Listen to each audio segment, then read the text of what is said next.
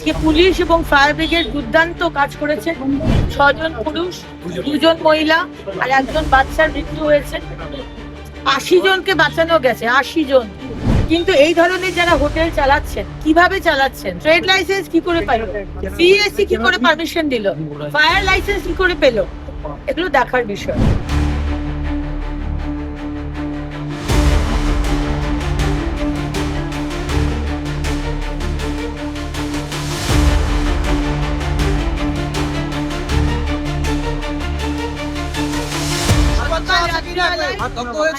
আজকে ভোরবেলায় 2টোর সময় ফিশ ক্লোজ স্ট্রিটের একটি বিল্ডিং, 4 তলা মতো বিল্ডিং, 3-4 তলা, 10টা গেস্ট হাউস চালাচ্ছে বিভিন্ন লোক।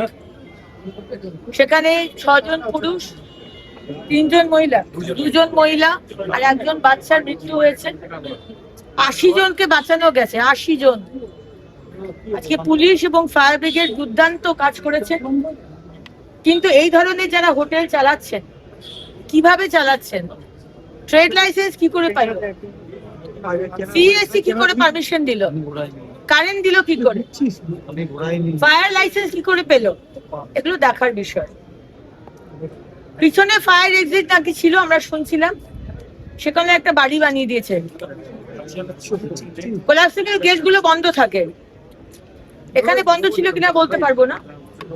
তাই তদন্ত হোক এবং নিশ্চিন্ত থাকুন, আমাদের শুধু 100 দিন হয়েছে। আমরা একটা টিম গঠন করছি এবং এই কেএমসি এবং প্যান বেঙ্গল এই ধরনের হোটেল যারা চালাচ্ছেন ইলিগালি,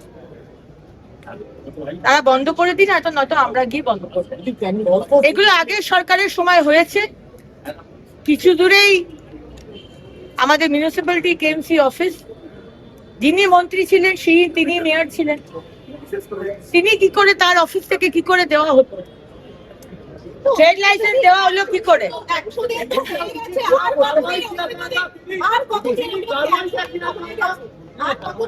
হাজার হাজার লক্ষ লক্ষ এরকম হোটেল সারা প্যান বেঙ্গলে দিয়েছে।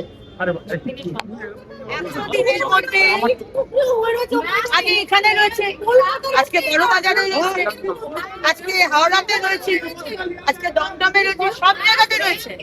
এগুলোকে টিম বানিয়ে ইমিডিয়েটলি যাতে দেখা হয়। আমাদের 27টা বিল্ডিং আইডেন্টিফাই করলাম তারাতলার ঘটনার পর। 1 মিনিট, তারাতলার ঘটনার পর 27টা বিল্ডিং কে আইডেন্টিফাই করে স্টপ ওয়ার্ক করে দেওয়া হয়েছে।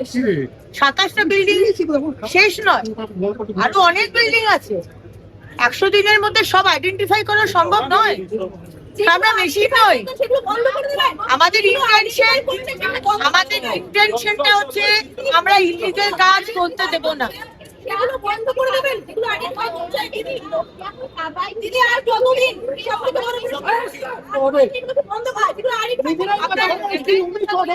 দিদি আপনি উত্তর দেবেন না। না হয়নি,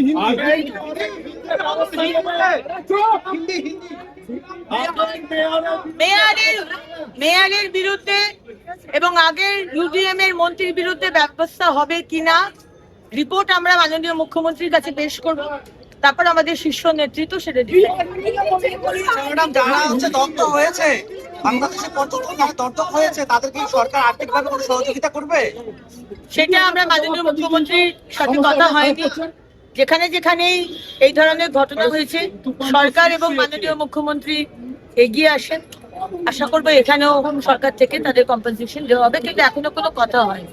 আচ্ছা, হসপিটালে যারা আছে গুরুতর অবস্থায় আছে কিনা, যারা মৃত্যুর সাথে পাঞ্জা লড়তেছে? সব দেখা হচ্ছে, সরকার দেখা হচ্ছে। আরো ভালো ভালো খবর দেখতে সাবস্ক্রাইব করুন বাংলা হান্টের ইউটিউব চ্যানেল। বাংলা হান্টের আরো খবর দেখতে নজর রাখুন। বাংলা খবর মানেই বাংলা হান্ট।